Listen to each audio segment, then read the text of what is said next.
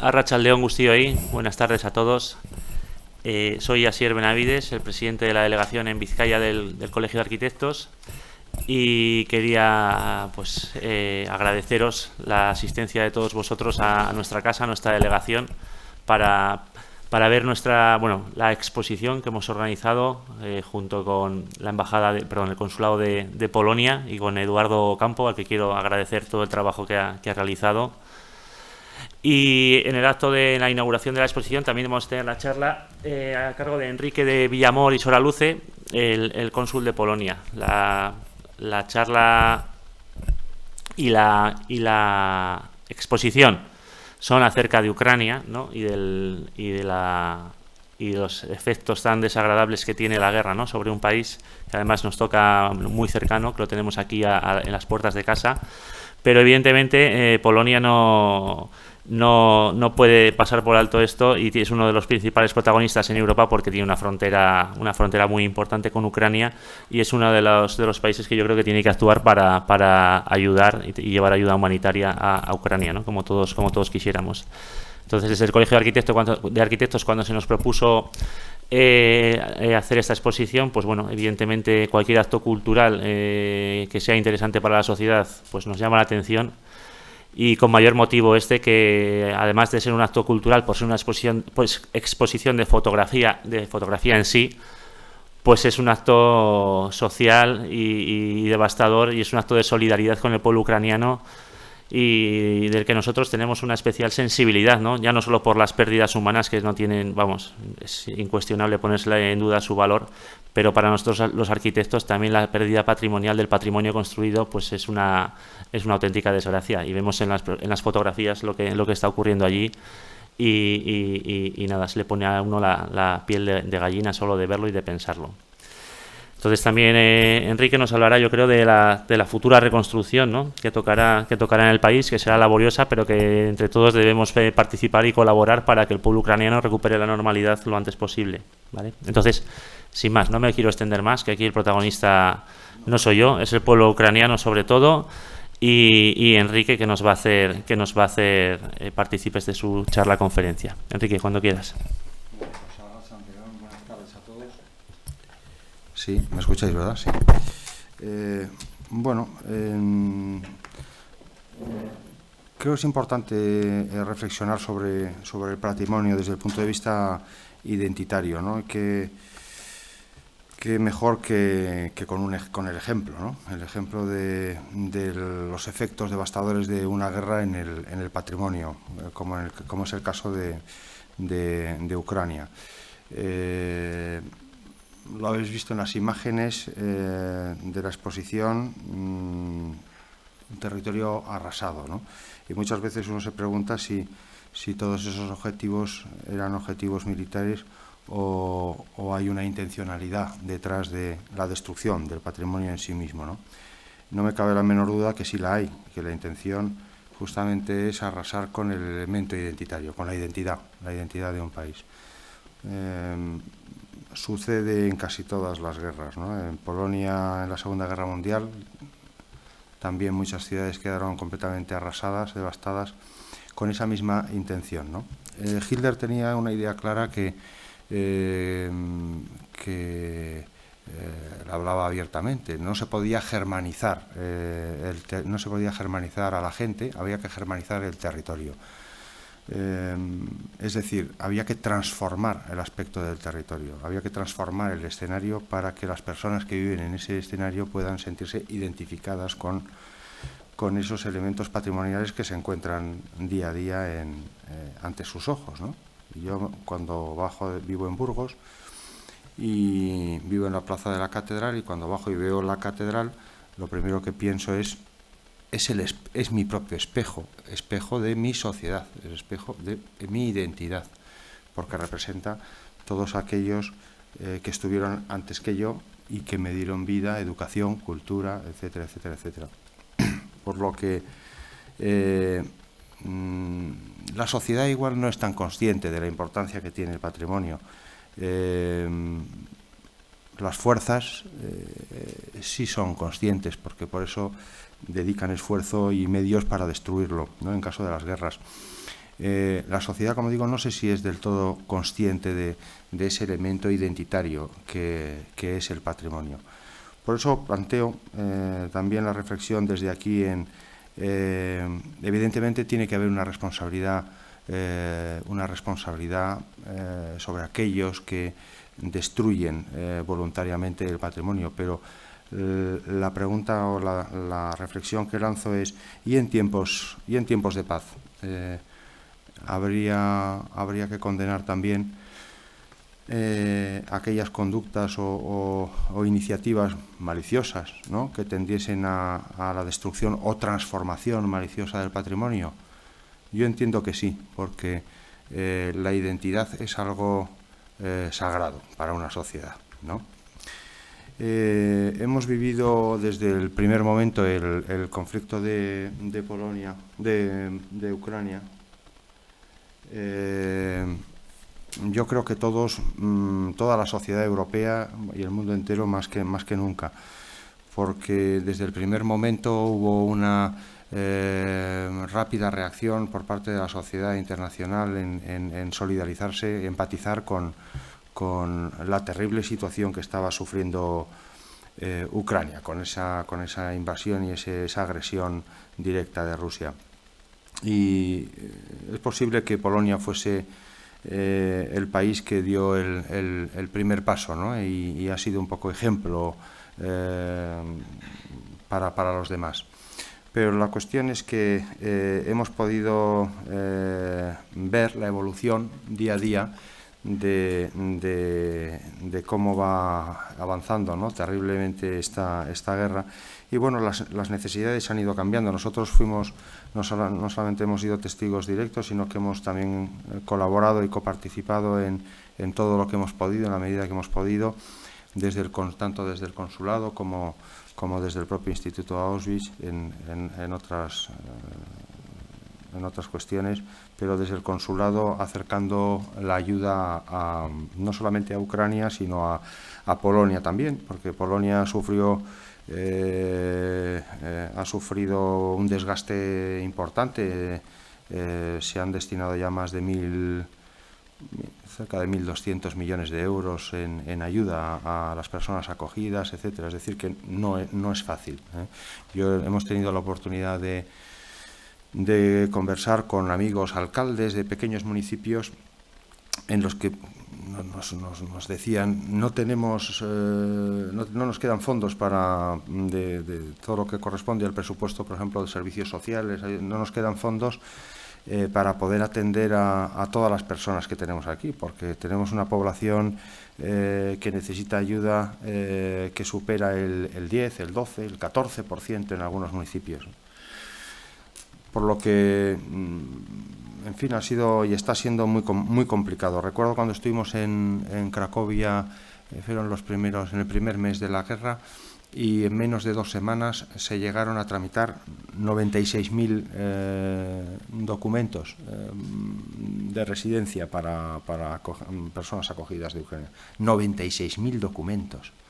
Tuvieron que destinar a la administración cerca de, creo que me dijo el gobernador de la región de Małopolska, 300 personas vinieron de Varsovia para poder dar servicio y dar salida a todos esos documentos que hacía falta sacar. Es decir, se sacaban documentos NIES, ¿no?, como churros. 96.000 en 2 semanas. Algo espectacular. Las estaciones de ferrocarril, recuerdo con Eduardo cuando íbamos a colaborar ahí en cuestiones, era aquello inaudito. Eran miles y miles de personas que aparecían, se redistribuían y de repente en un momento dado, ¡pum!, desaparecían todos.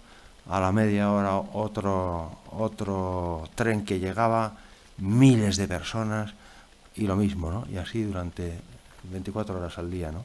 Terrible. Las necesidades fueron cambiando desde esa ayuda inmediata, ¿no?, que era necesaria para poder atender a las personas en frontera, etcétera, a poder dar acogida a todas estas personas, a poder integrar a estas personas en la sociedad para que pudiesen ser lo más autónomas posibles, habilitar nuevos espacios que habían caído en desuso, almacenes antiguos, centros vacacionales en municipios que ya no tenían uso. Nosotros canalizamos también ayuda económica para poder reformar esos espacios, ¿no? Transformarlos en viviendas.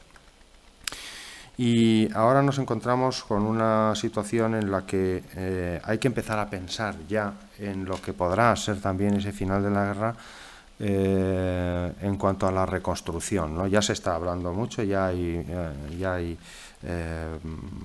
fondos, partidas, acuerdos, ¿no? a nivel internacional que ya están de alguna manera previendo cuál debería de ser o cómo debería de ser esta reconstrucción de Ucrania. Claro, no es fácil pensar porque estamos hablando de la reconstrucción de un país y a veces se nos escapa de las manos la cuestión plástica, ¿no? Es decir, a ver, es que no estamos hablando de una obra, de una promoción, de miles de bienes, no, estamos hablando de la reconstrucción integral de un país. Tengo aquí unos datos que me ha facilitado la Embajada de Ucrania, que igual va a ser más interesante que os lo lea, por las cantidades, ¿no? Y los objetivos que se plantean. Sobre la restauración y las regiones, es decir, es un Real Decreto que es la base sobre la cual se va a construir todo este punto de partida, ¿no? Para la reconstrucción de Ucrania. El Real Decreto del presidente de Ucrania del 21 de abril de 2022 estableció en el Consejo Nacional para la Recuperación de Ucrania de las consecuencias de la guerra.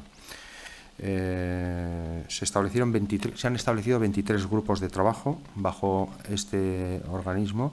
El Ministerio de Desarrollo de Comunidades y Territorios de Ucrania ha designado como responsable de un grupo de trabajo, se llama Grupo de Trabajo sobre Construcción, Planificación Urbana y Modernización de Ciudades y Regiones bajo el Consejo Nacional. El subgrupo Recuperación y Estimulación de Desarrollo Regional se forma como parte de dicho grupo de trabajo que está trabajando en propuestas para el plan de recuperación de Ucrania con respecto a la recuperación de las regiones y comunidades territoriales ucranianas, las consecuencias por las consecuencias de la agresión militar, ¿no? rusa y más estimulación de su desarrollo. El grupo de trabajo correspondiente ya ha desarrollado el documento de posición, Plan de Recuperación y Desarrollo, que se incluyó en el Plan de Recuperación de Ucrania y fue presentado por el primer ministro de Ucrania durante la conferencia internacional en Lugano, en Suiza. El plan en particular prevé medidas encaminadas a estimular el desarrollo de economías locales, regionales y macrorregionales basadas en el potencial de diferentes tipos de territorios y principios de economía verde, la creación de un sistema de gobernanza multinivel e instituciones especializadas para el desarrollo de los territorios que responda a los desafíos de la reconstrucción y el desarrollo en tiempos de guerra y posguerra, así como para asegurar la formación de políticas y la adopción de decisiones de gestión basadas en datos, facilitar el regreso de las personas a Ucrania y sus hogares, creando las condiciones para proporcionar a las personas con trabajo, vivienda, servicios públicos y un entorno de vida seguro. Para lograr los objetivos especificados está previsto implementar una serie de tareas destinadas a promover la actividad empresarial en las regiones y comunidades, en particular mejorar la legislación actual sobre las peculiaridades del estímulo de actividad empresarial respecto al seguro de riesgo empresarial, reducción de impuestos de tasas en determinados tipos de territorios. De hecho, estamos recibiendo muchas invitaciones por parte de la Embajada de Ucrania, tanto de instalaciones en desuso, de zonas industriales, regiones donde se pueden aplicar un estatus de exenciones de impuestos, ¿no? Para todas aquellas empresas que decidan apostar por Ucrania, etcétera. También se está pidiendo desde el gobierno de Ucrania la posibilidad de participar en la compra, ¿no? de productos producidos en Ucrania que permitan también activar la economía, sobre todo en productos agrícolas, de fertilizantes, productos como la miel, el trigo. Día, por ejemplo, el grupo Día ya está comprando todo lo que es el tema de trigo, cereal, trigo y miel está favoreciendo, ha llegado a unos acuerdos y está favoreciendo así también a la recuperación de la economía, ¿no? Programa de desarrollo regional tales también como la estimulación del desarrollo de polos regionales de crecimiento y aglomeraciones centros regionales, ciudades de segundo nivel que cumplen ciertos criterios, previendo en particular las siguientes direcciones y prioridades: economía competitiva, impacto en los territorios circundantes, promoviendo la formación de la asociación de los polos regionales de crecimiento, apoyando la implementación de proyectos que tengan un impacto positivo en los territorios circundantes, garantizar el desarrollo de parques industriales, estábamos comentando, garantizar el apoyo financiero estatal a los proyectos de desarrollo regional que prevean el desarrollo de tipos prioritarios de actividad económica determinados sobre la base de una especialización inteligente, teniendo en cuenta los principios de economía verde. Además, también promover el desarrollo de infraestructura de inversión e innovación en regiones y comunidades, la apertura de nuevas fábricas, la creación de nuevos puestos de trabajo posibles a través de la creación y desarrollo de parques industriales de conformidad con la ley de Ucrania sobre suelo industrial en parques. El desarrollo de una red de parques industriales contribuirá a la atracción de inversiones permanentes en la economía real y local. Se está llevando a cabo también tareas urgentes destinadas a liquidar las consecuencias de la agresión militar de la Federación de agresión rusa relacionadas con el daño a objetos de infraestructura crítica. Daros cuenta que la importante labor que hay aquí de procesamiento también de materiales, hierro, escombros. Es un trabajo también colosal el que hay por delante. Antes de todo esto, la propia peritación. Hay unos problemas enormes para la obtención de los fondos porque tiene que haber unas peritaciones exhaustivas y muy detalladas, muy concretas.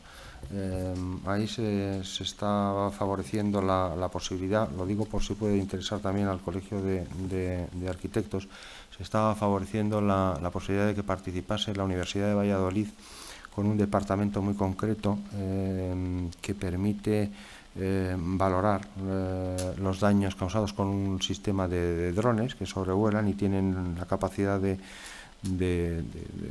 captar, ¿no?, todos esos datos y transformarlos en presupuestos y en estudio, ¿no?, de daños causados, porque es muy importante toda esa primera parte de trabajo, la de peritación de los daños, para poder optar también al desbloqueo de fondos.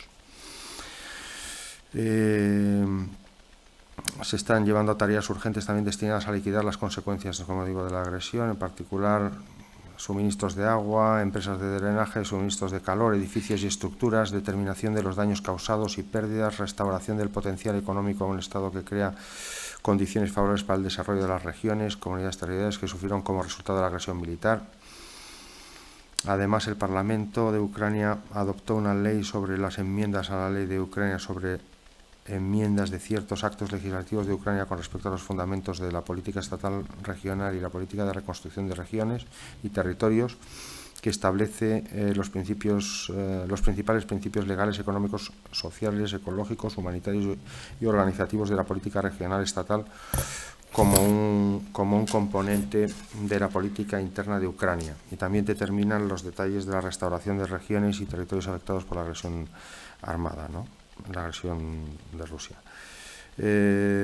Bueno, sin extenderme demasiado en todo el plan, sí que quiero trasladar los datos. El plan está diseñado para 10 años y cubre 15 áreas, y el valor total es de 750.000 millones de dólares. 750.000 millones de dólares.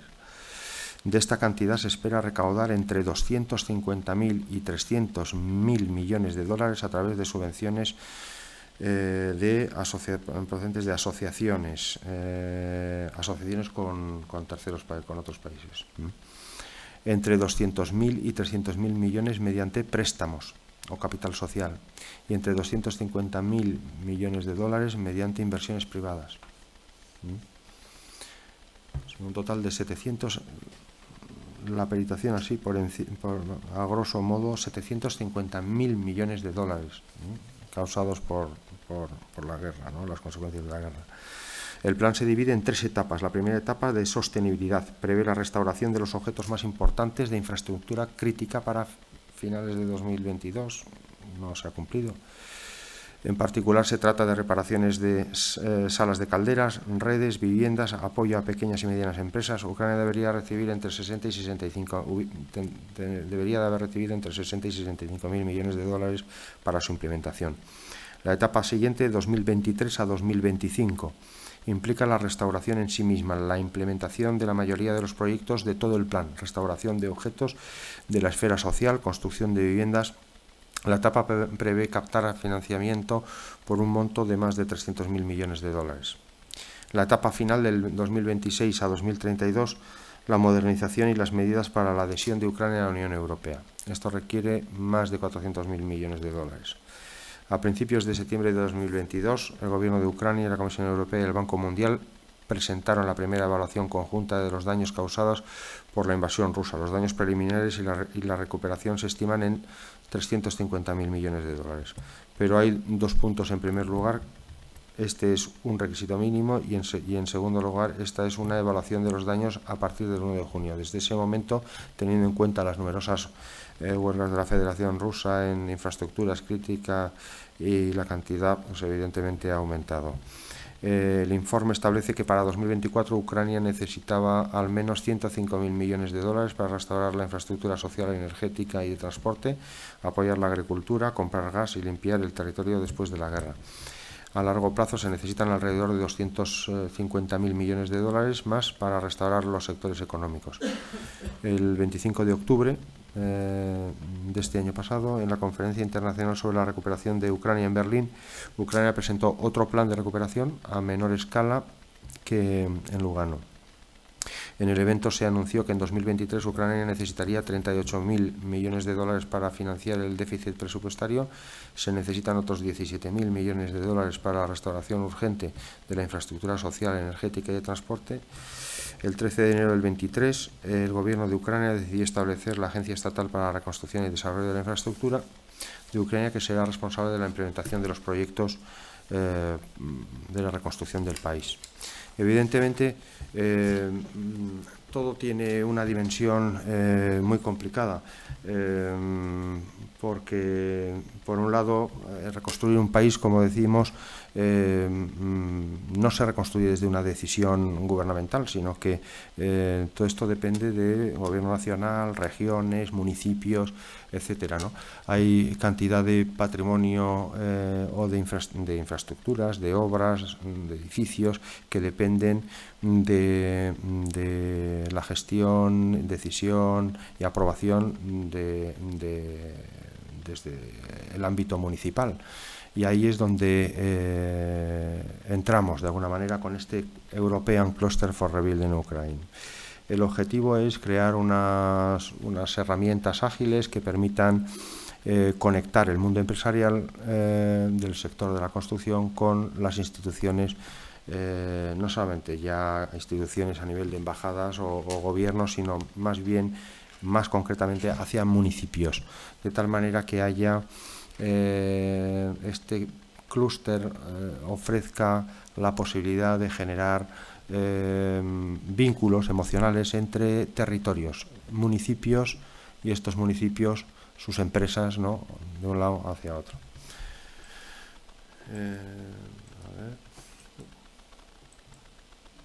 Bueno, estas son las imágenes que están expuestas también en la exposición, como podéis ver.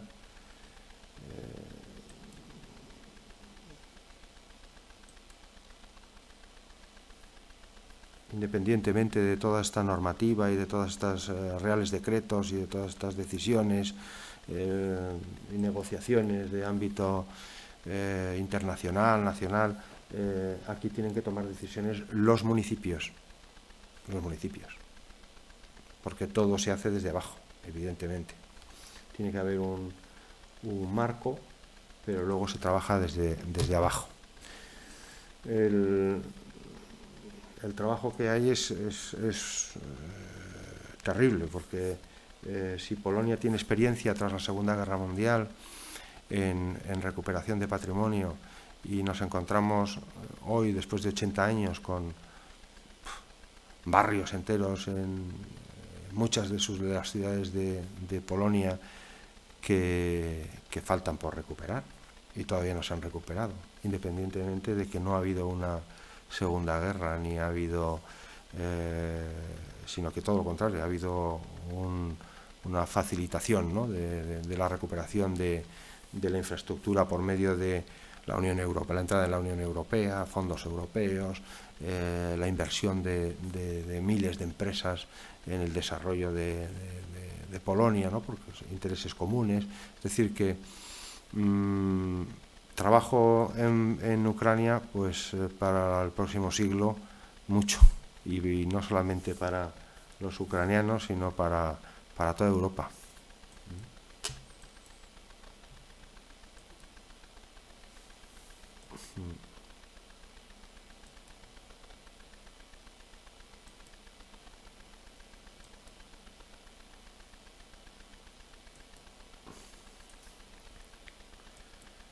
Todos los países, evidentemente todos los países que hacen frontera con Ucrania, como Polonia, Rumanía, Hungría, etcétera, van a tener un rol muy importante de estaciones previas también. Es decir, ahora mismo se están desarrollando muchos proyectos en zonas de frontera, en las zonas económicas, por ejemplo en Polonia, en las zonas económicas especiales, donde se está procurando también trabajar ahora en la mejora de las condiciones para que las empresas que decidan instalarse en esas áreas, con el objetivo de trabajar en la recuperación también de Ucrania. Miles de ucranianos también están formando empresas en Polonia, es decir, en el último mes ha habido más de 50.000 empresas creadas por ciudadanos ucranianos acogidos en Polonia.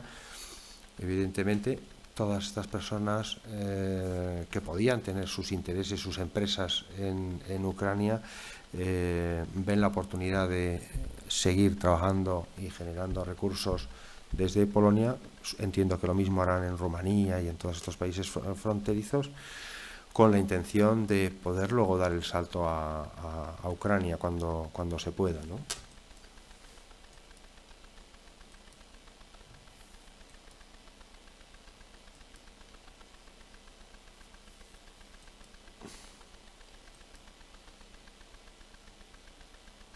Lo que hablábamos antes, los objetivos militares, se convierten en objetivos militares los monumentos, museos, bibliotecas. ¿Con qué objetivo? Con el objetivo de eliminar, ¿no?, la identidad, ¿no?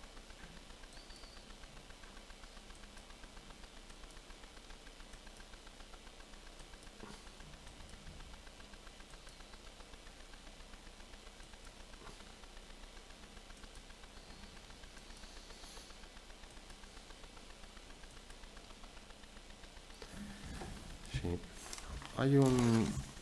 Me voy a permitir comentar una cuestión sobre Polonia. Las imágenes de Polonia no las hemos puesto, ¿no? ¿Sí?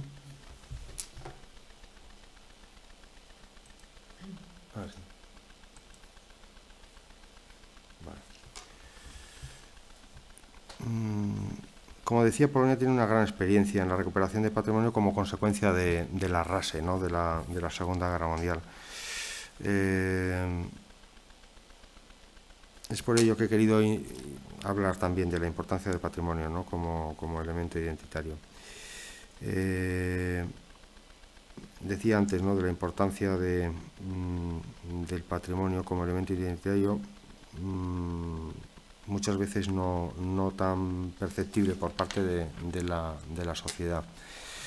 El secretario de Estado y Política Europea, Arkadiusz Mularczyk, ha escrito una carta este año, porque desde Polonia se va a exigir el pago, la indemnización de daños causados en el patrimonio artístico y cultural que sufrió Polonia en tiempos de la Segunda Guerra Mundial. Y va a ser un tema candente seguramente este año. Y se han escrito dos cartas. Una la escribió el secretario de Estado de Política Europea, Arkadiusz Mularczyk, y la segunda carta la escribió a ver dónde lo tengo. Sí, aquí está. El profesor Piotr Gliński, viceprimer ministro, ministro de Cultura y Patrimonio Nacional. La voy a leer. Durante la Segunda Guerra Mundial, en palabras de Arkadiusz Mularczyk, secretario de Estado de Política Europea, durante la Segunda Guerra Mundial, Polonia sufrió el mayor número de pérdidas personales y materiales en relación a con la población total y el patrimonio nacional de entre todos los países europeos. Estas pérdidas, este palacio que vemos aquí es el Palacio de Rundal, que fue completamente destruido en tiempos de, ya no tanto de la Segunda Guerra Mundial, pero del periodo de ocupación comunista. Pertenece a Letonia. Este tipo de palacios pues fueron devastados, se utilizaban como almacenes de carbón, de trigo, montaban un gimnasio. Las ideas más peregrinas que uno se podía imaginar se aplicaban en este tipo de espacios con esa intención, la de destruir la identidad. Tuvo la suerte de ser construido o diseñado por un arquitecto ruso, que el mismo del Palacio del Hermitage, y gracias a eso el director del museo, que es un buen amigo, el doctor Landsmanis, ya en la época comunista consiguió convencer a las autoridades soviéticas para que lo restaurasen, porque de alguna manera decía, forma parte de nuestra identidad, ¿no? Es importante invertir en la recuperación del Palacio de Rundal. Y gracias a esa justificación y ese punto de vista, el gobierno soviético de entonces pues invirtió dinero en la recuperación del palacio. Es un palacio monumental, impresionante. Pero ahí vemos el elemento identitario, ¿no? Se recupera gracias a que el arquitecto que lo diseña era de origen ruso y había diseñado el Palacio del Hermitage, por lo que era un símbolo ruso. Hasta entonces utilizado, cuando lo desconocían, utilizado como carbonera, eso es, salas de pienso, Palacio de Rundal, en Letonia. Varsovia, no, esto es Berlín, la noche de los cristales rotos. A ver, ¿por qué me salta aquí? No. Sí, el patrimonio. No. Cracovia, el castillo en la catedral, Wawel. Chambord. Identidad, ¿no? El castillo de Chambord. El castillo de Chambord es la imagen de Francia, es de hecho una plaza diplomática. Durante el tiempo de la Segunda Guerra Mundial fue destino de miles de obras de arte de obras de arte nacionales, pero no catalogadas como tal, porque el problema era, en tiempos de la Segunda Guerra Mundial, por normativa no se puede expoliar el patrimonio nacional siempre y cuando, claro, esté catalogado. Si no está catalogado, sí puede ser expoliado, ¿no? Por eso el castillo de Chambord, toda la zona de los castillos del Loira, en especial el castillo de Chambord, fue uno de los castillos que atesoró todas las grandes colecciones de los museos más importantes de Francia en tiempos de la Segunda Guerra Mundial. Varsovia quedó arrasada en un 85% en la actualidad.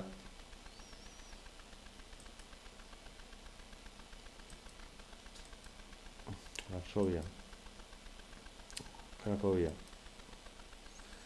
En Cracovia se decidió construir una nueva ciudad, Nowa Huta, la nueva fábrica. El gobierno comunista no tuvo intención de destruir la ciudad de Cracovia, que ha sido una ciudad que, gracias a Dios, pues se pudo conservar prácticamente en su integridad, porque no fue agredida ni por los nazis ni por los soviéticos. Sí quedó un poco abandonado, porque se construyó una ciudad paralela. La idea era también borrar la identidad, llevando a toda la población, al mayor núcleo de población posible, a un nuevo espacio que se conoce como Nova Huta, que significa la nueva fábrica, con todos los símbolos. De hecho, la plaza de Lenin en Nova Huta, este era el primer prototipo, que era un molde, ¿no?, de tipo cartón, ¿no, Eduardo?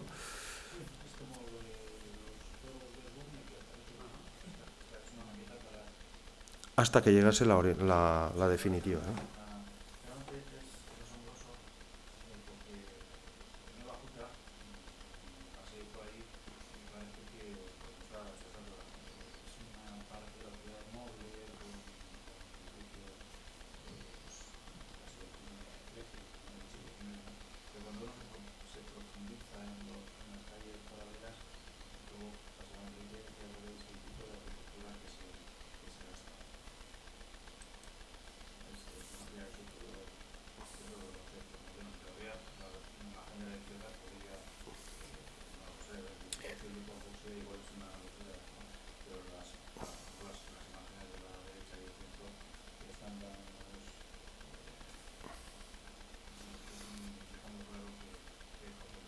Y esto es lo que nos lleva a pensar en esa idea, ¿no?, en un supuesto tiempo de paz, la transformación o la creación de patrimonio, de nuevo patrimonio que identifique a la sociedad, ¿no? Realmente Nova Huta se identifica con la personalidad y la identidad de los habitantes de Cracovia. Pues en absoluto, ¿no? Los símbolos se cambiaban. El escudo de Cracovia con el castillo de Babel en tiempos de la ocupación nazi. El escudo original de Cracovia. Las calles, se cambiaban los nombres de las calles. La plaza del mercado, plaza de Adolf Hitler. Todos los héroes polacos se eliminan, se sustituyen por héroes alemanes. Deutschland. La plaza de Cracovia, ya no es Polonia, es Alemania, ¿no? Deutschland. Hay un museo magnífico en Cracovia, la fábrica de Oskar Schindler, que en uno de los apartados de la exposición se ve todos los planos, los dibujos, los diseños de los planos de lo que se pensaba hacer con la ciudad de Cracovia. Y todo el casco histórico, todo lo que es la plaza del mercado, la habían transformado por completo en esos planos, en esos dibujos, que son prácticamente, llevan a transformar la ciudad en una ciudad muy parecida a la de Wrocław, que era Breslau entonces, una ciudad alemana. Increíble, no se llegó a realizar, a ejecutar todas esas obras, pero estaba en la planificación, es decir, la transformación, cuando Hitler hablaba de la germanización del territorio. Tenemos que germanizar el territorio. Eso era la germanización del territorio, la transformación del patrimonio, ¿no?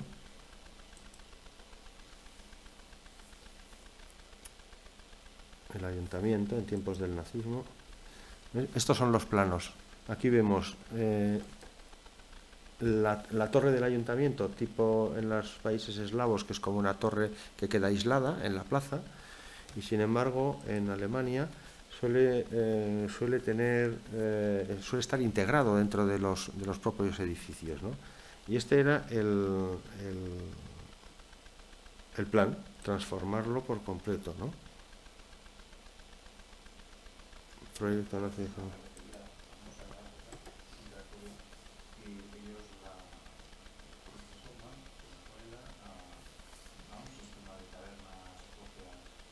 Alemanas, sí.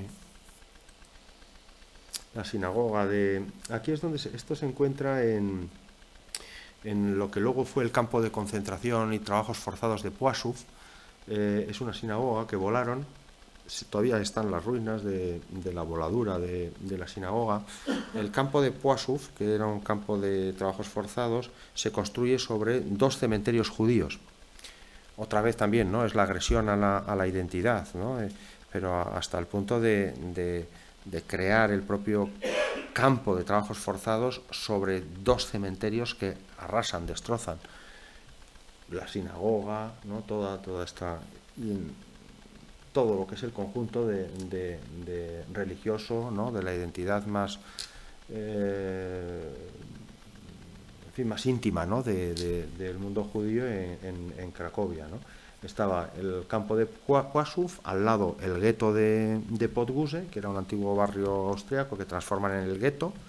Entonces, el gueto y los campos de trabajos forzados. Lo que estábamos comentando, la frase famosa de Hitler, ¿no? ¿Por qué Hitler era consciente que no se podía germanizar a la gente?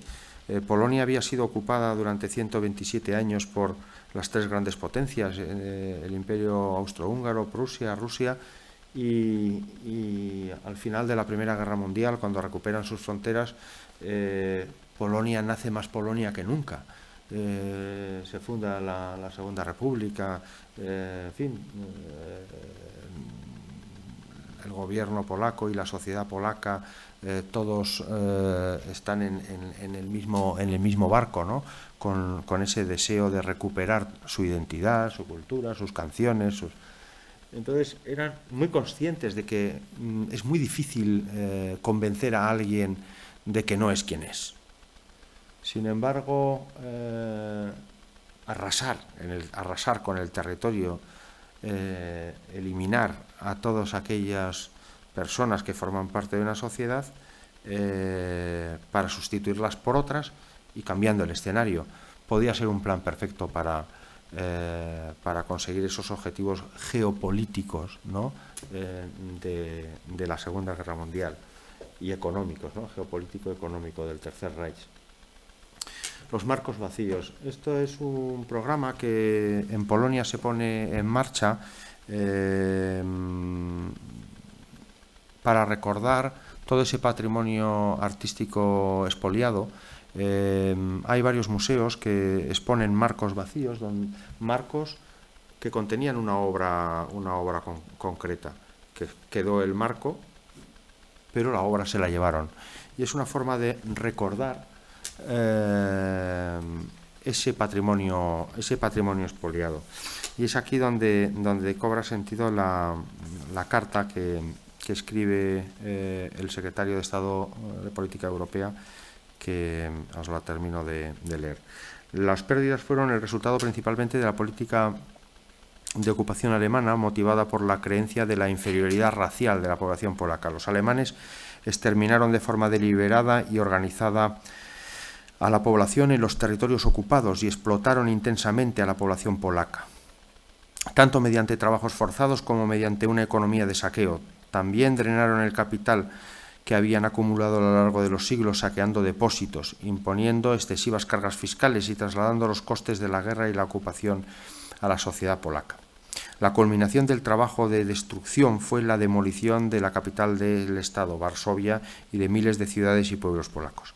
Las consecuencias de la Segunda Guerra Mundial, demográficas, económicas, infraestructurales, en el ámbito de la ciencia, la educación y la cultura, continúan sintiéndose por los polacos en la actualidad. Cada año de guerra y ocupación empujaba al Estado polaco hacia un nivel inferior de desarrollo en todos los aspectos de la vida pública, económica o social. El Estado polaco contemporáneo se encontraría hoy en un lugar completamente diferente en cuanto a desarrollo si no fuera por las consecuencias de la Segunda Guerra Mundial. Varias generaciones de polacos tuvieron que hacer un enorme esfuerzo para reconstruir aquello que fue destruido por la guerra y levantar el país de las ruinas. Es aquí cuando planteo la reflexión, ¿no? ¿Hasta cuándo y cuánto se pueden exigir responsabilidades por la destrucción o transformación maliciosa del patrimonio perpetrada tanto en tiempos de paz, en tiempos de conflicto, como incluso de paz, ¿no? Planteo esa reflexión. Sigo con la carta del doctor Mularczyk. Hasta el día de hoy, ni Alemania ni Rusia han dado cuenta de sus robos y saqueos sistemáticos de obras, cultura y arte pertenecientes al Estado polaco y a sus ciudadanos. Los sucesores legales del Tercer Reich y la URSS no se sienten obligados a reparar los crímenes y daños causados, no muestran ninguna voluntad de reparar el daño realizado a Polonia y a los polacos, ni muestran deseos de devolver los recursos expoliados. Cuestionan la responsabilidad política y jurídica hacia Polonia por las consecuencias de la Segunda Guerra Mundial y sus acciones se limitan a gestos simbólicos y palabras sobre la responsabilidad moral. Mientras tanto, la comunidad internacional tiene desgraciadamente una idea escasa y en muchos aspectos incluso errónea de la magnitud de los daños de la guerra, que tuvieron como consecuencia la limitación del potencial de desarrollo de Polonia. Esto significa plenamente la necesidad de hacer más realista y detallado el relato de las pérdidas sufridas por Polonia como consecuencia de la Segunda Guerra Mundial. El profesor Gliński, que habla de los marcos vacíos, las heridas sin cicatrizar de los museos polacos. Desde mediados de septiembre, en los mayores museos de Polonia se exponen marcos vacíos. Se trata de una campaña informativa para recordar las obras de arte de las colecciones públicas, privadas y eclesiásticas polacas que se perdieron, robadas, destruidas, como consecuencia de la Segunda Guerra Mundial. El alcance de estas pérdidas es enorme. Se calcula que más de 516.000 obras de arte desaparecieron de sus colecciones como consecuencia de la guerra librada por Alemania y la Unión Soviética, y como resultado de los saqueos cometidos por estos invasores en el territorio de la República de Polonia dentro de sus fronteras. Ya en 1942 se estimaba que la pérdida de las existencias de los museos ascendía al 50% de las existencias antes de la guerra. Por desgracia, muchas obras se han perdido irremediablemente. Fueron destruidas, sepultadas en las ruinas de los edificios bombardeados, quemadas a consecuencia de los incendios, dañadas por balas, no siempre disparadas accidentalmente.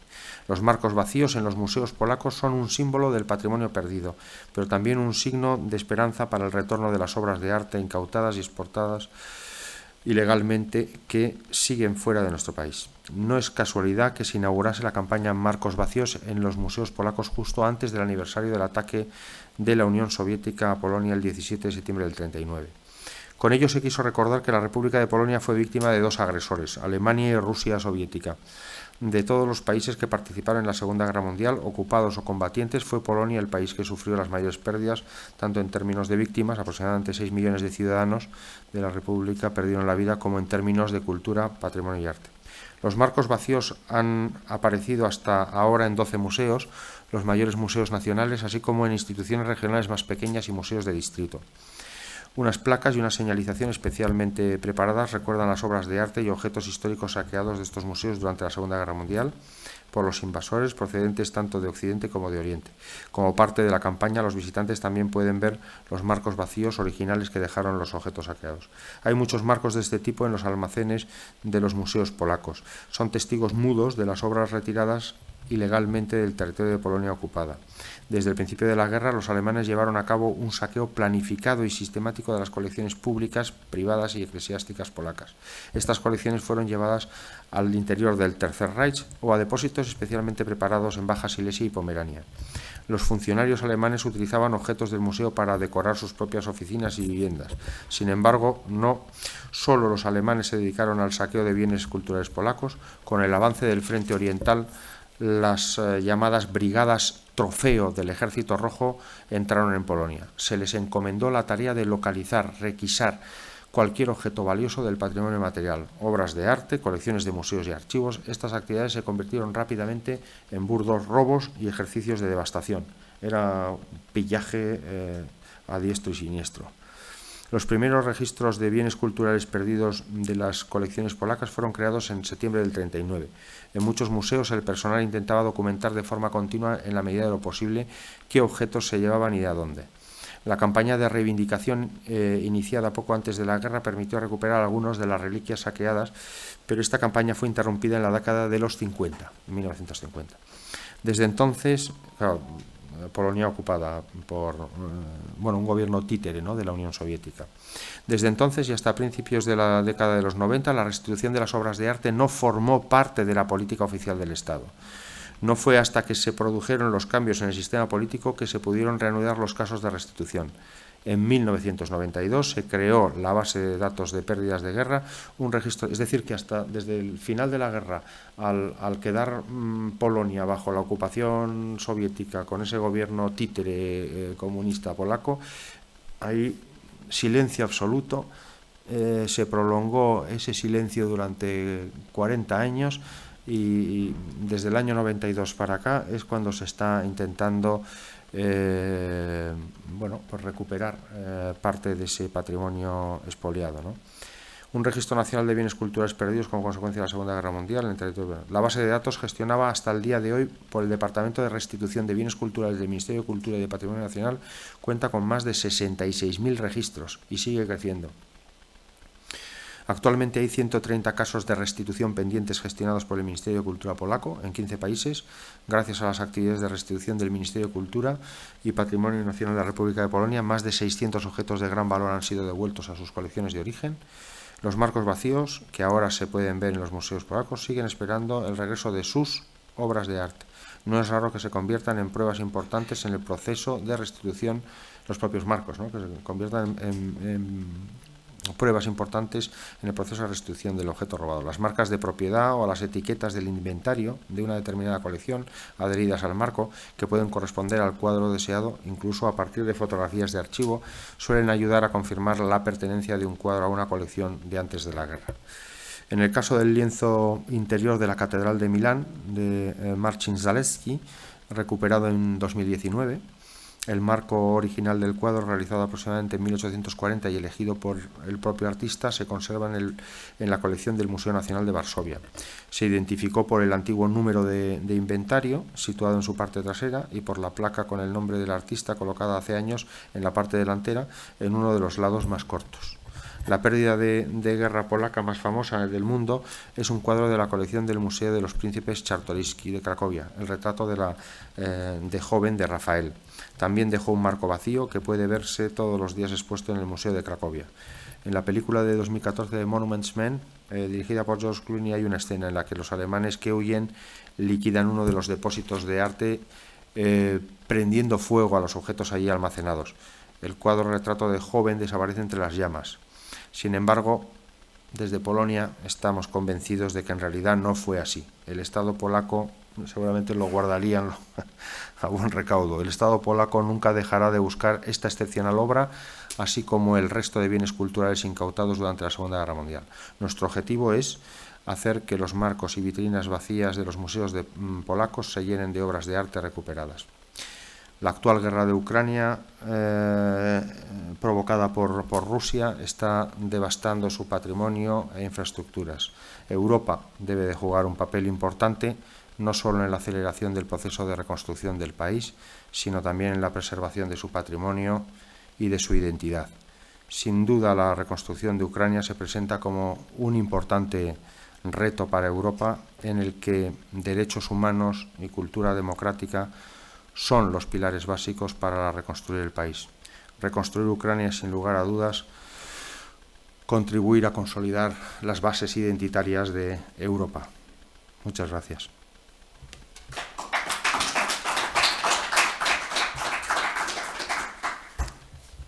No sé, Eduardo, ¿querías comentar alguna cosa?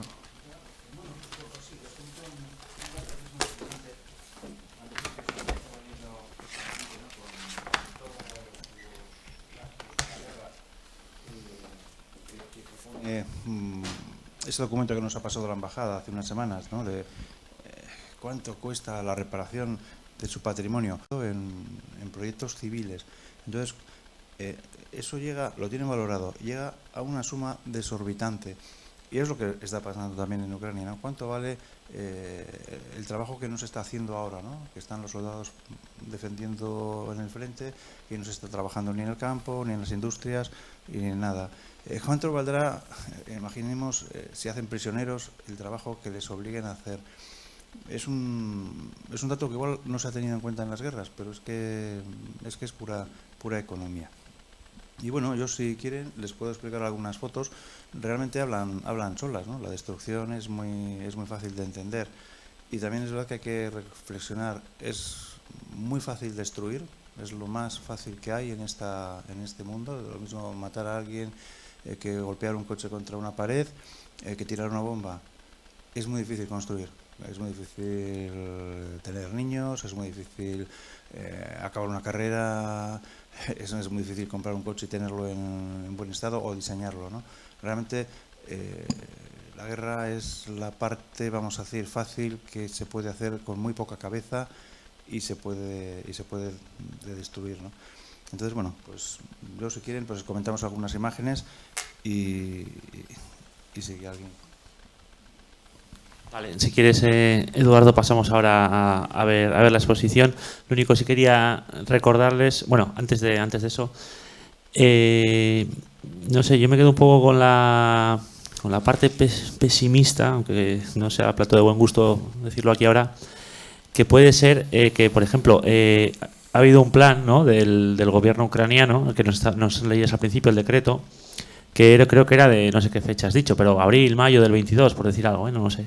Claro, es que estamos en marzo del 23 y sigue la guerra. Y cada mes que sigue no solo es un mes de destrucción, sino es la repercusión de muchos meses que se va a tardar más en reconstruir.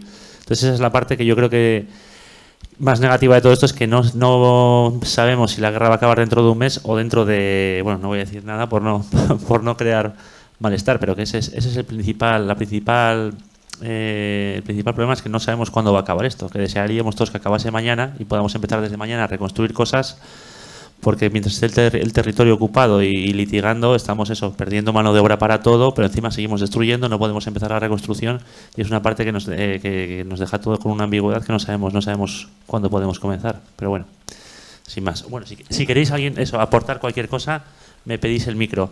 Y lo único, antes de, bueno, ahora al terminar, tenemos aquí un pequeño ágape para tomar alguna cosa y demás, ¿vale? Digo porque no salgáis corriendo, que tomamos ahora algo tranquilamente y podemos hablar ahí también tranquilamente, ¿vale? Gracias. Efectivamente, has hablado de incertidumbre y nosotros desde nuestra Asociación Ucrania Euskadi, desde el principio sabíamos que incertidumbre es algo que juega mal con todo, pero hay que adaptarse a lo que hay, a lo que es.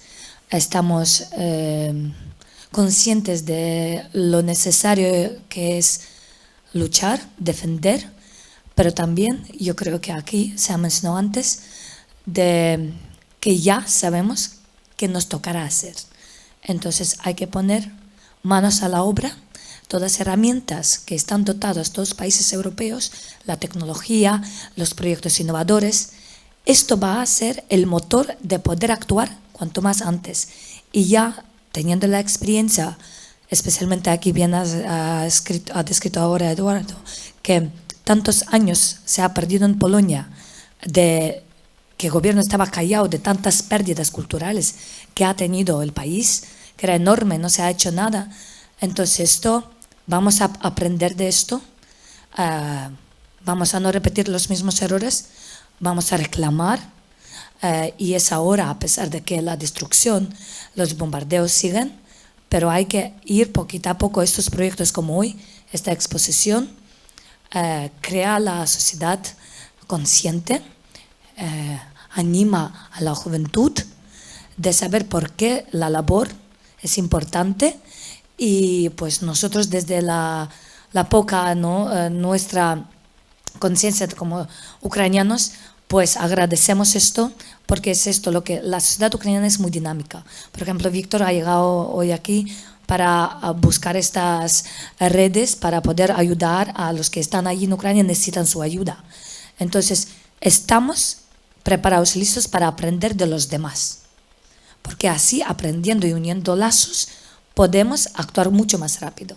A pesar de que incertidumbre está, tenemos que tener el plan A, plan B, plan C y tener herramientas preparadas. Esto de lo que yo veo, lo que siento, lo que puedo traspasar, de que efectivamente la entidad nuestra es pequeña, pero trabajamos en diferentes dimensiones, sabiendo que si esto no sale, puede salir este o otro, pero tiene que salir. Y ya está. Porque la unidad hace fuerza y, como se ha dicho, estos marcos vacíos tienen que estar llenos. Y eso es importante. Cada identidad hace diversidad y hace mundo mejor. Y esta sociedad. Muy bien.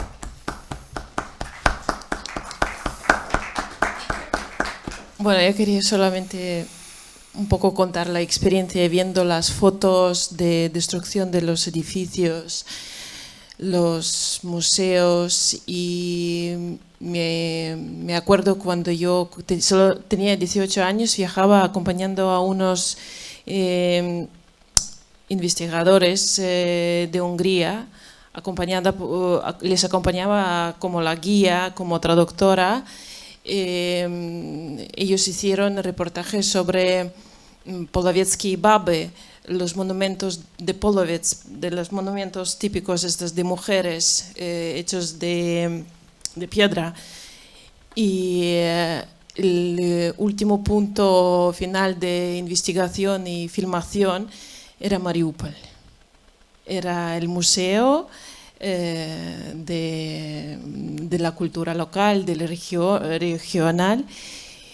Y o sea, por mi experiencia viendo todo esto, que están intentando destrozar nuestra entidad, nuestro idioma, nuestra cultura, nos han robado nuestra historia, nos siguen robando.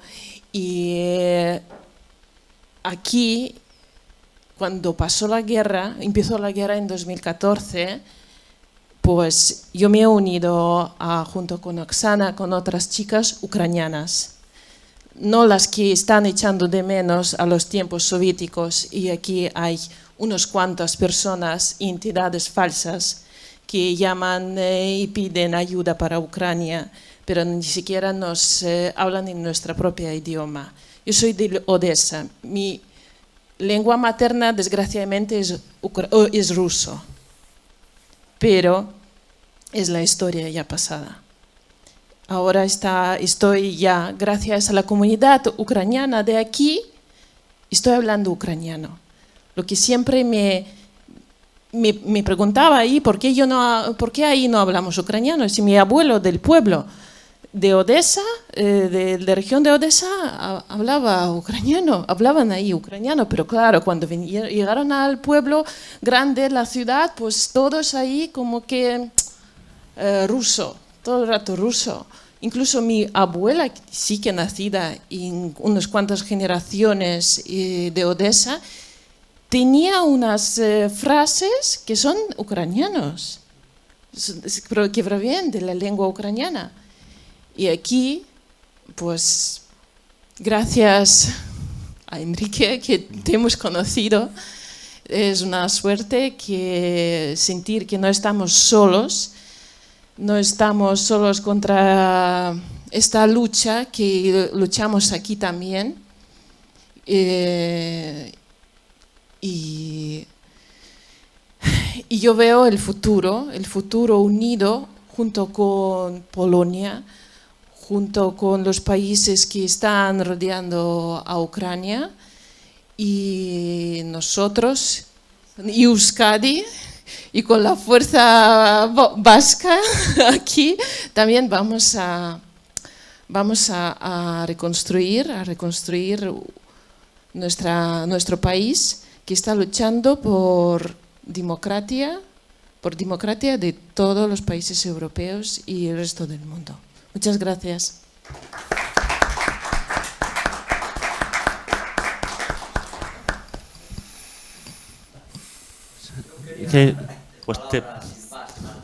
Bueno. Tengo voz alta. Iba a hacer una pregunta, Enrique, porque lo que has comentado tú aquí se ha vivido cuando la guerra civil, a nivel euskera, cultura, bueno, en fin. Te iba a comentar a nivel humano, porque desde la ignorancia, vamos a decir, Polonia ha sido un país un poco siempre invadido. Hay una cultura, creo yo que lo has expuesto, polaca, toda una serie de pensamientos verdaderamente independientes polacos.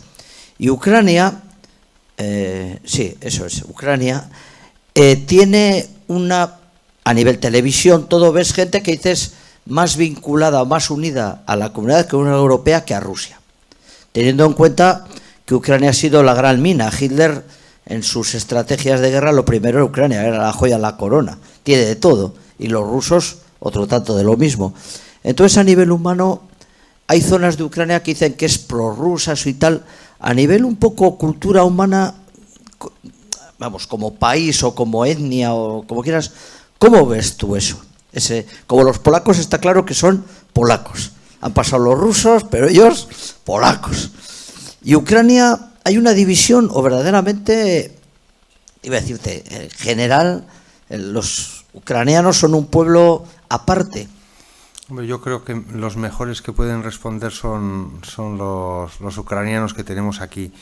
Yo conozco Ucrania, desgraciadamente, desde el conflicto y sí que sé que históricamente buena parte de Ucrania fue Polonia, ¿no? Toda la zona del Lviv, ¿no? Lviv, ¿no?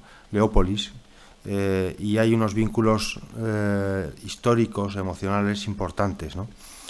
En cuanto a la Ucrania antes de esta guerra, creo que son la comunidad ucraniana que tenemos aquí los que nos tienen que responder, que yo creo que es una de las preguntas que nos hacemos muchos, ¿no?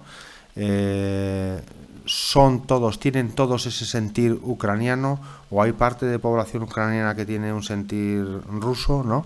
Es un poco esa la pregunta, ¿verdad? Exacto. Es un Sí. poco, por ahí van los tiros, sí. Sí.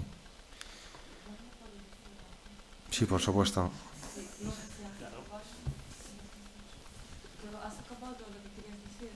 No te he interrumpido. No. Vale, pero no sé, antes de nada quería agradecer muchísimo a Enrique por esta presentación, porque la verdad que, bueno, hemos hablado también antes con Eduardo cuando nos conocimos la semana pasada, que es muy importante recordar sobre el pasado y seguir estudiando y explorando nuestra memoria histórica, nuestra memoria cultural, y para no tener que vivir otra vez espero que eso no pase, pero ahora vivimos los tiempos muy difíciles que parecen que van hacia el terror que ha pasado durante la Segunda Guerra Mundial.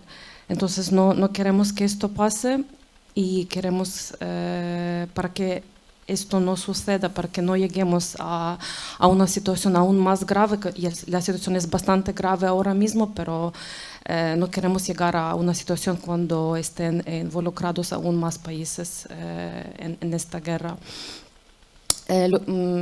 Entonces, cuando estabas hablando, presentando sobre la experiencia de Polonia, cómo Polonia está intentando poner este enfoque en su patrimonio, que es muy importante pensar y recuperar su patrimonio, pero siempre las personas somos así, que siempre pensamos en algo que hemos perdido cuando ya lo hemos perdido. Y creo que eso es lo que pasa un poquito en Ucrania ahora mismo. Putin y el ejército ruso, Rusia, que ha invadido Ucrania, ellos lo que han hecho, han invadido Ucrania, han destrozado muchas obras, muchos edificios de patrimonio cultural. Han matado muchísimas personas, han creado un terror, pero al mismo tiempo lo que ha pasado es que los ucranianos se han levantado y han enseñado, han mostrado, han empezado a pensar de forma aún más fuerte sobre nuestra identidad. Ha sido en el nivel político, después de la disolución, desintegración de la Unión Soviética, los tiempos han sido muy difíciles hacia la transformación de Ucrania a un país verdaderamente democrático por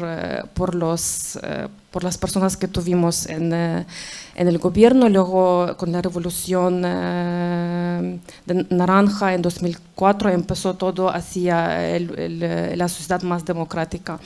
Y la sociedad civil se levantó y empezó que, mira, nosotros somos un pueblo, queremos tener derechos humanos.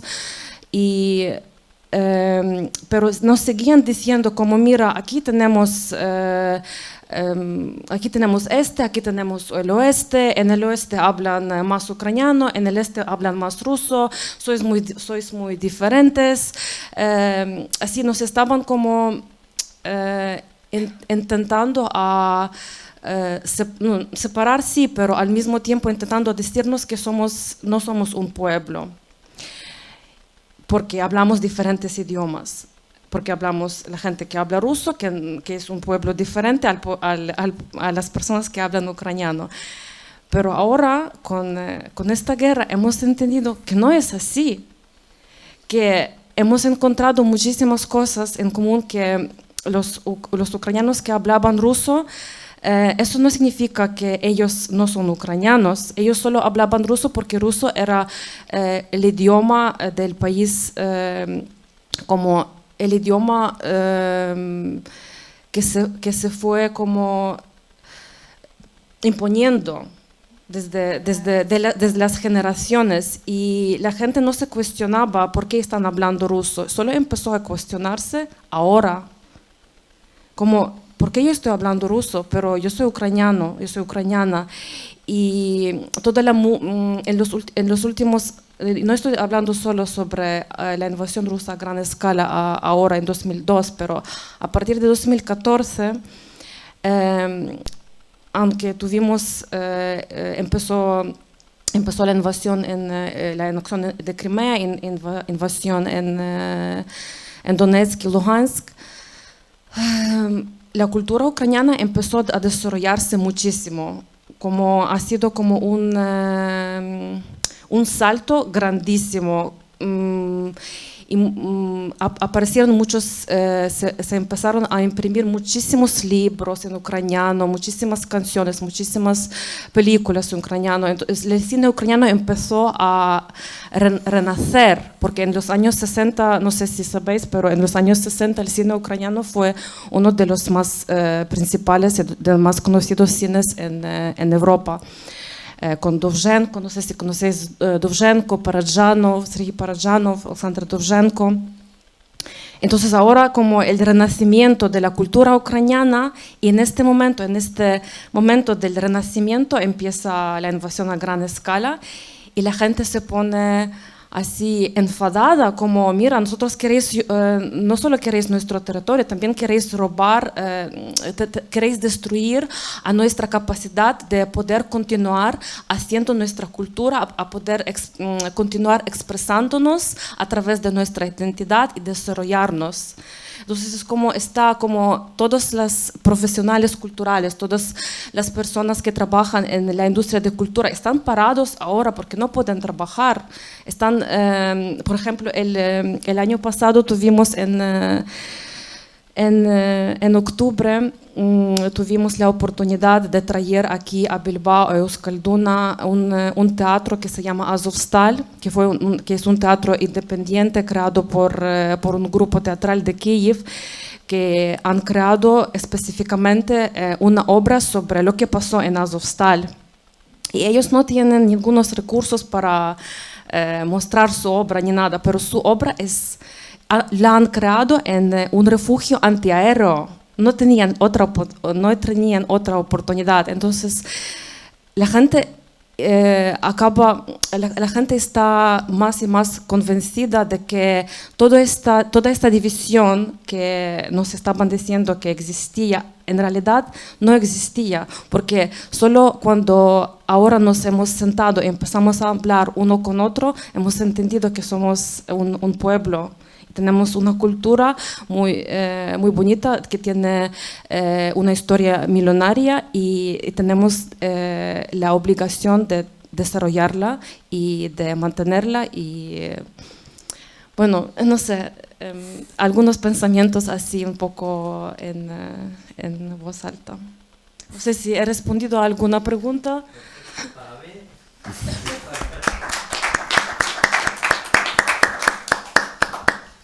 Gracias. Si te parece, Enrique, salimos fuera y podemos seguir debatiendo fuera tranquilamente, y aprovechamos a tomar algo ahí todos juntos y hablamos tranquilamente de lo que queráis. Venga.